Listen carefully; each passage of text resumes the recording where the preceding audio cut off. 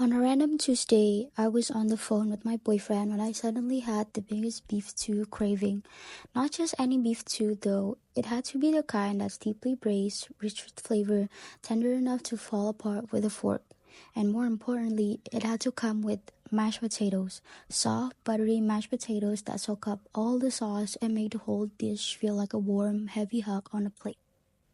Something about that combination just clicked in my mind, and there was no going back. I had to find it. I had to eat it. I know this sounds dramatic, but when a craving like this hits, it's not just about hunger. It's about a kind of longing, a vision that plants itself so vividly in your head that it becomes almost emotional. I could practically taste the richness of the gravy, the fluffiness of the mash, and the way the meat would melt in my mouth. And because my relationship anniversary was coming up soon, it felt like the perfect excuse to romanticize this whole thing. Me and my boyfriend both agreed that we should find the best beef stew in town and have that as our anniversary dinner. The plan felt so right, so fitting, so us. So I started scouring the internet searching for this exact craving.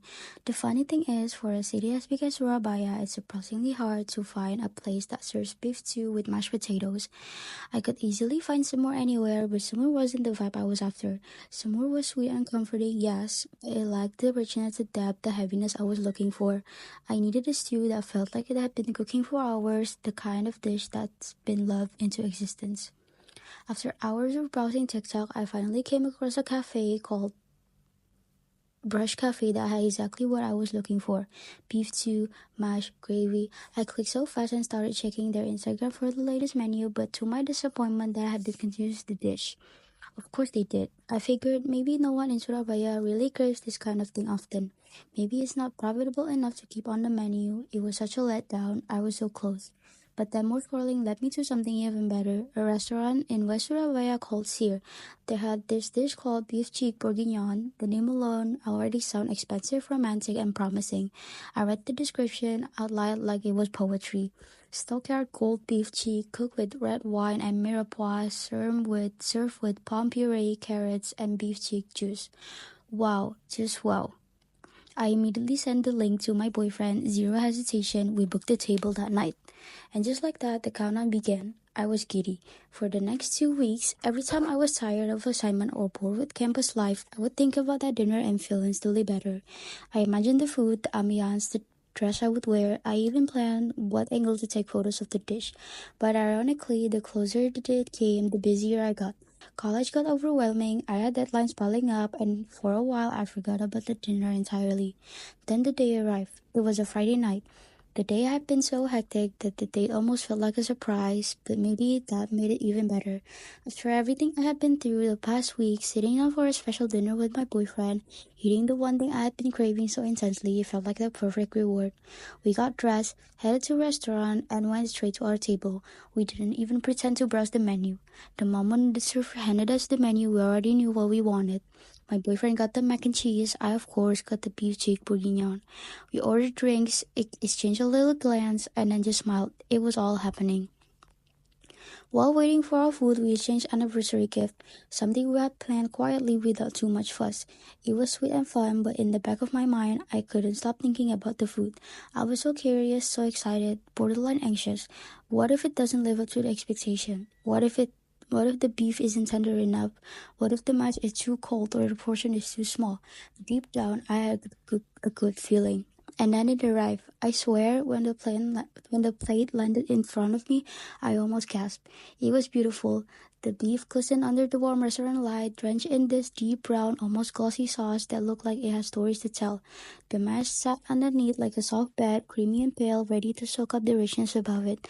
The carrots, vibrant and roasted, added a pop of color and texture. Then there was this final touch, a finely chopped onion.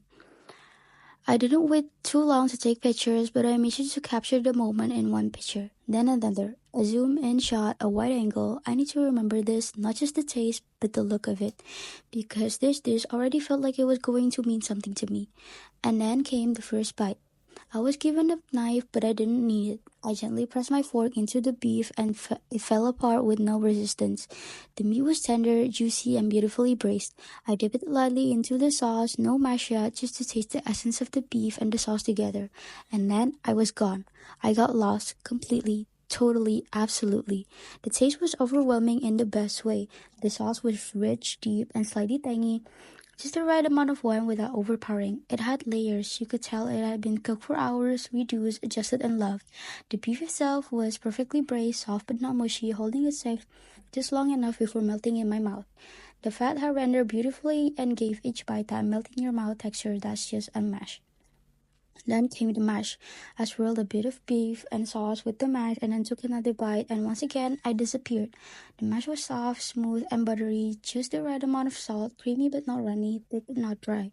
It was the perfect canvas for the intense flavor above it. Each bite became a little journey, sometimes with more beef, sometimes with more sauce, sometimes a bit of carrot. Every single version of the bite was a new discovery. I couldn't stop eating. I want to savor every bite slowly, but the more I ate, the more lost I become in the flavor, the texture, the comfort. Everything around me disappeared for a moment. I didn't matter where I was, what I wore, or even what my boyfriend was saying. It was just me and the plate. I was completely, blissfully lost. I was in Flavor Town, in a world full of deep sauces and soft mash and the kind of meat that felt like a reward. I've eaten a lot of things in my life, but this meal felt different. Not just because of the flavor, but because of the journey leading up to it. The craving, the search, the discovery, the planning, the anticipation. It all led to this. It wasn't just food, it was the end of a quest, a small dream fulfilled.